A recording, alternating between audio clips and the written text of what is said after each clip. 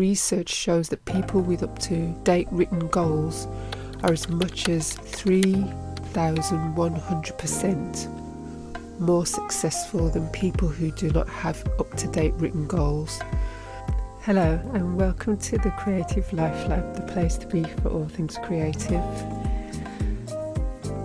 So I came across this 24-hour action plan for getting where you want to go and creating the time to get there. So if, like me, haven't enough time to do a goal setting, this 24-hour version hopefully will help. So this is a guide that sets out exactly what you need to do to start getting where you want to go in business and in life.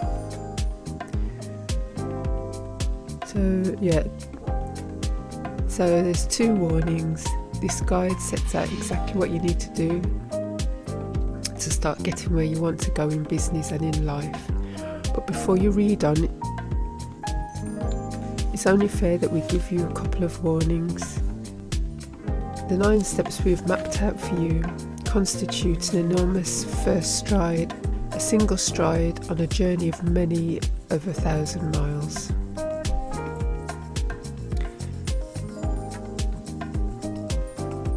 Please don't fall into the trap of assuming that once you've taken this stride you can put your feet up and relax.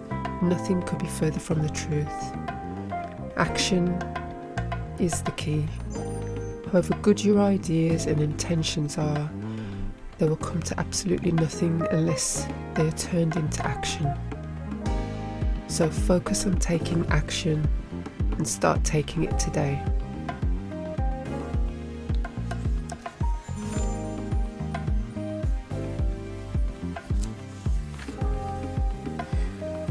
So it would be good to write this down. What I could try and do is put a PDF version up on my Creative Life Lab art.blog for people if they want to download and use. So what you'd need to do is reread any notes you've made during this discussion, this podcast, and then transfer any action points that you've created and put them into an action planner, which I can provide in the download. This step will only be relevant if you've already started. So the second step about goal setting. Research shows that people with up to date written goals are as much as 3,100% more successful than people who do not have up to date written goals. So with that in mind, use this and especially page 3 to think about and discuss your personal goals. Maybe journal about them. Having done that, use the form use page 4 to think about and articulate your goals for business.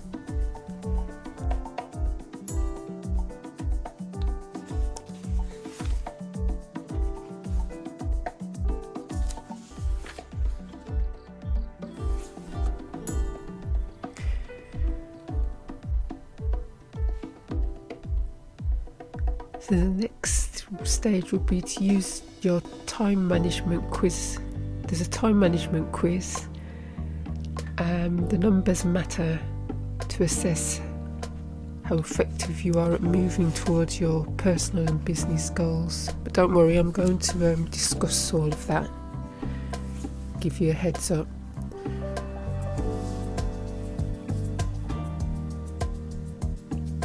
So we're going to consider the key time management ideas. Think carefully about what we've discussed and the implications for what you are doing and what you should be doing.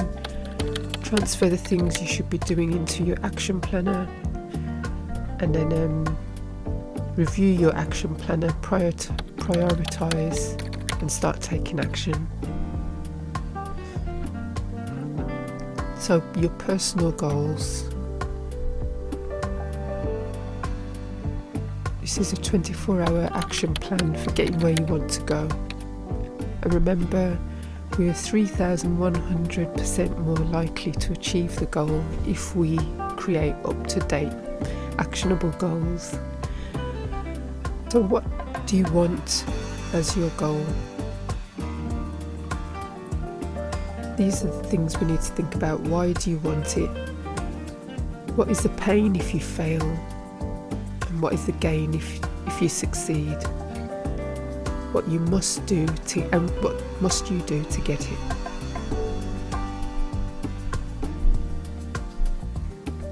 Have 5 or 6 pages free for each goal that you come up with, and use the first few lines to write down your goal. What would you really like to achieve? And make sure that it's a SMART goal, and by that I mean that it's specific. For example, I want to retire with 100,000 or 300,000 in the bank instead of retire with a lot of money. Measurable. I help all of my children get into university instead of a good education. Awesome. It must fill you with excitement and inspiration, otherwise you won't see it through. Or actionable. Are realistic. Challenging goals are great, but don't stray into cloud cuckoo land. And T-timed. That is, retire by 2030 instead of retire eventually. So on to the next part, step 3. So the next section, write about the pain of that goal that you and those you love will experience if you don't achieve your goal. So that could be ill health, poverty, unhappiness. Why should you write this? Well, because recognising this pain is an enormous motivating force that will help you to clarify and help you to work even harder to make sure you don't fail. What you will gain when you succeed is the next bit. So write, what will you gain when you succeed? Or look at my PDF download. So you'll succeed: wealth, health, happiness, maybe, prosperous retirement. What will you see? What will you hear? And what will you feel?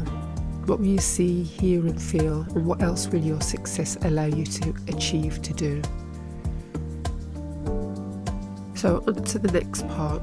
In the third section, write down the key things, not everything, you will need in order to achieve your goal.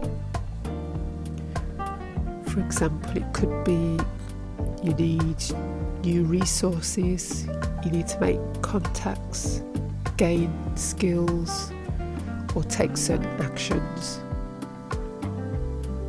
Repeat this process using a new sheet for every single goal you would like to achieve.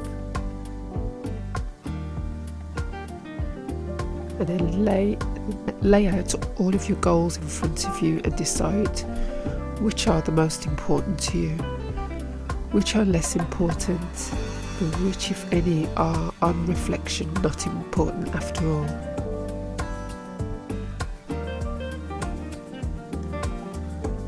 If you need to free up more time in order to rise to the many challenges you face, here are 10 practical ways you can do exactly that. 10 time-saving strategies. Record your time for each period or activity. Record your time for a period. Every 15 minutes is a good interval, or half an hour. Review the data to see where you are really spending your time. You will be surprised. Tip 2. Look at each task and ask yourself, will this move me closer towards achieving my goals? If the answer is no, only do that task after you've done the other tasks that will.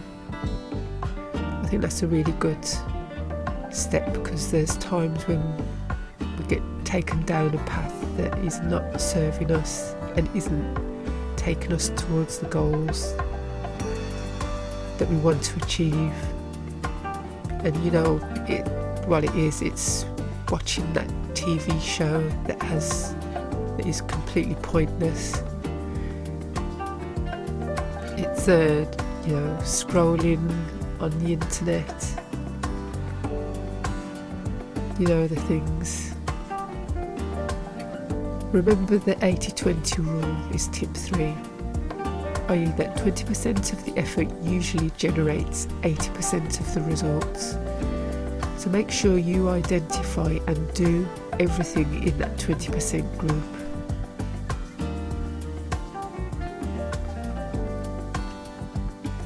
Tip 4.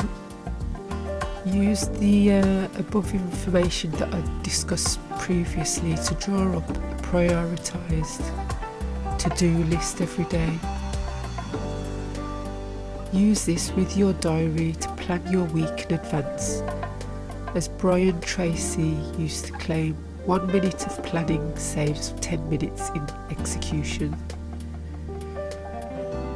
Tip 5. According to Sir John Harvey Jones, leaders should only do what only they can do. So ask yourself the question, how much of your time is spent doing work you're overskilled for? Multiply that figure by how much your time is worth an hour. Remember, motor mechanics are regularly charged out at £40 plus an hour. So to calculate the money you are wasting every year by being ineffective at delegating, and then multiply that figure by the number of years until you retire to give you an estimate of the money you can save by becoming a really effective delegator. Having terrified yourself at the thought of these hundreds of thousands of pounds going to waste, invest a few pounds in the 1 Minute Manager Meets the Monkey. It's a book by Ken Blanchard, HarperCollins. It will show you how to simply, quickly and easily reclaim the time and money that is rightfully yours by mastering the art of delegation. So tip 6. Having mastered the art of delegating yourself, help everyone else to master it too. That way, everyone will be able to delegate large parts of their workload, saving you an enormous amount of money and creating a much more satisfying work environment. Now, I know this is definitely an area I need to work on. I must admit I'm one of those self-confessed do-it-yourselfers, and as I grow in my business and just in terms of being self-employed, one of the areas I need to work on is that of delegation. And there are many sites out there such as Fiverr and Freelancer where you can find people who can help you, who have the skills that you probably don't have, that could speed up the process of getting things done, getting you closer to your goals. So tip 7, work out your prime time. That is the time of the day that you are most creative and productive. and reserve that part of each day for your most important tasks. Block it out in a diary. And number 8, don't procrastinate, especially with seemingly difficult or unpleasant tasks. Plan these early in your week or day. As Mark Twain once said, if you have to eat a frog, don't look at it too long. And then the last tip, number 10. Read Getting Things Done by David Allen. Possibly one of the best time management systems ever written. So maybe we'll look in the next podcast, we'll take a look at these books. I'll have a look and discuss this with you all.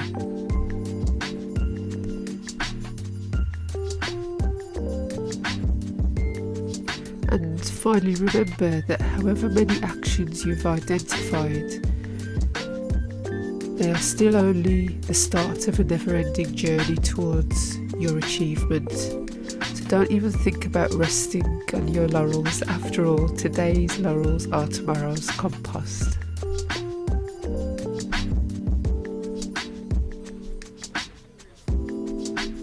And like I said, you can find this information on the creativelifelab.art.blog. I'll put this PDF document together, put it up on there for you to download. creativelifelab.art.blog.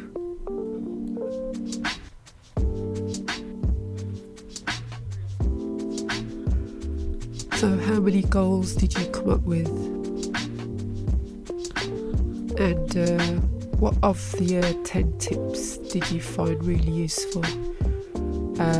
I think the one about recording your time every 15 to 30 minutes and reviewing that data to see how you really spend your time is really beneficial. Only because then it gives you the ability to prioritise what is relevant in your life day to day and what isn't. So maybe you could list that in a 1 to 10 kind of a format. I might need to work on the 80-20 rule, but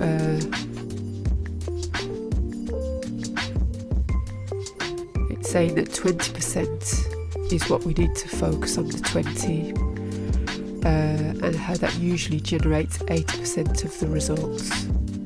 So overworking isn't going to get you close to your goal, is what it's saying. Look at the smaller aspects and focus on those.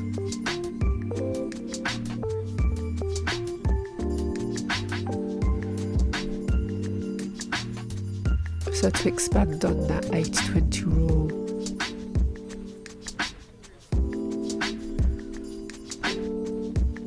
so for example, I might spend 80% of my time trying to get organised,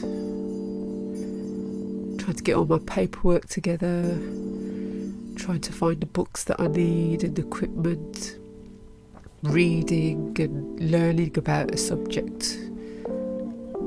But I might only spend 20% of the time actually doing the task. So maybe not focus so much on all those things, being organised. Just leave that, because that can waste a lot of time, and just focus on the 20% of the time, which is doing the actual task.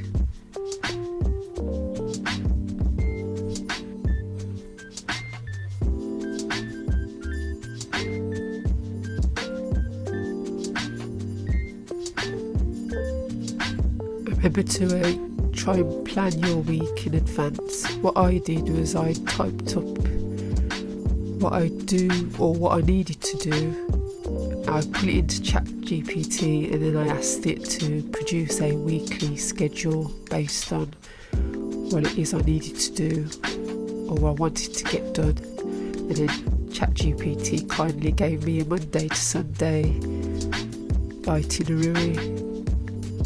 I told it, I'm a busy mom, I don't get much time for myself, I need at least a couple of hours each day to just put my feet up and chill. I put all that into ChatGPT, and then it came back to me with a weekly schedule that included everything I needed for myself, which I still use, and I definitely find it, especially when you've got everyone off to school, you've got your time, but you're just so kind of in the flow of being a parent, it's hard to then think, well, what do I need to do now? What do I need to do for me? So having that planner or weekly schedule is really helpful. And as I said before, yes, I definitely need to work on the delegation more. That I have started delegating some work, but it is something I need to look at more in depth. So looking at the book The 1 Minute Manager Meets the Monkey sounds, so it's just to recap, there's one I missed here. If you have meetings, or if you want to, waste less time, and you have appointments and stuff that kind of take up your day, holding them or standing up, holding them at 5:30 p.m. will tend to be much shorter than a 10 a.m. meeting or chore.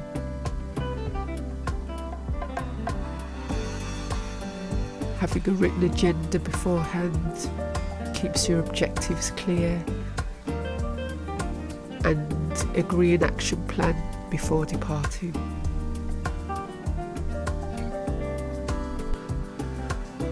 And just to reiterate, really, believe it's on its way. Whatever your goal is, know that you are good enough. Know you are deserving. You no longer wake up in the morning to be mediocre. Embrace your magnificence.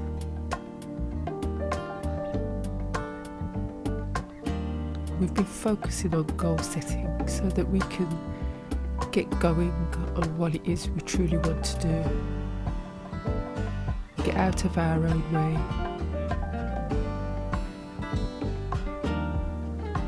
Reduce the self-doubt. It's time to free ourselves from what others think we should be doing or think of us.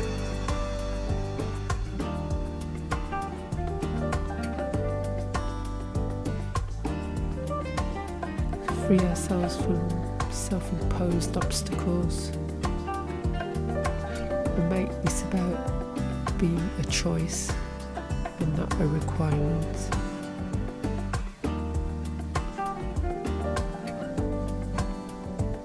To honour the gifts that we have, that we want to develop, that we've been given, and use them in a really, really big way. So I hope this 24-hour goal setting helps.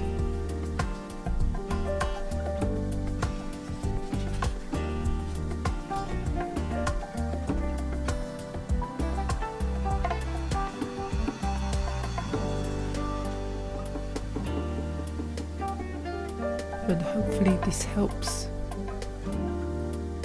us to stop being afraid of our fears. It might not help entirely, but it will give us the strategies to change our thinking about them.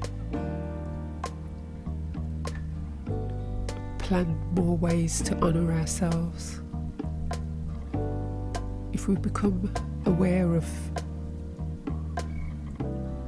what might be holding us back, then we have the ability to do something about it.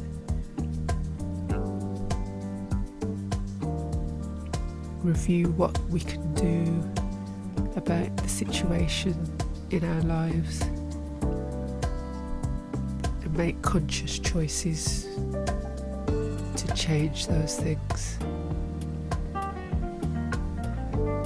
Anyway, thank you for listening to Creative Life Lab, the place to be for all things creative. Please let us know what you thought of this podcast in the DMs. We can message me on creativelifelab.art.blog. Okay, take care. Thanks for listening.